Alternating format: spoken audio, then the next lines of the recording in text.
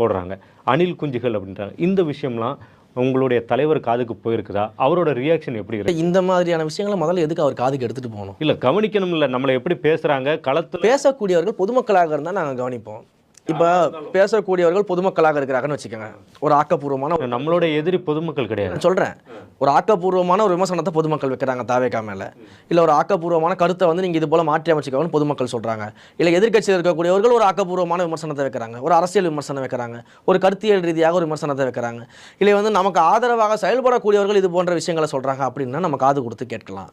நம்ம அவர்களை என்னன்னு கேட்டு அதை நம்ம சரி செய்யலாமா, மாற்றிக்கொள்ளலாமா, இல்லை தொடர்ந்து நம்ம இப்படியே பயணிக்கலாமா அப்படின்றதெல்லாம் நம்ம சிந்திக்கலாம். அதற்கான நேரத்தை தாராளமாக நம்ம எடுத்துக்கணும். அதையெல்லாம் நாங்கள் தலைவருக்கு அது கொண்டு போவோம். அது எல்லாமே எங்கள் தலைவர் அட்ரஸ் பண்ணுவார். பொதுமக்கள் கிட்டேருந்து நியாயமான முறையில் வந்து ஒரு விஷயங்கள் வருது, தலைவர்கிட்ட எடுத்துகிட்டு போவோம். எதிர்க்கட்சிகள் கிட்டேருந்து நியாயமான ஒரு விஷயம் வருது, இதை நம்ம ஏன் கேட்டேன்னா சமூக வலைதளத்தில் சண்டே இதை வச்சு தான் அதுதான் சொல்கிறேன். இப்போ இது போன்ற கருத்துக்கள்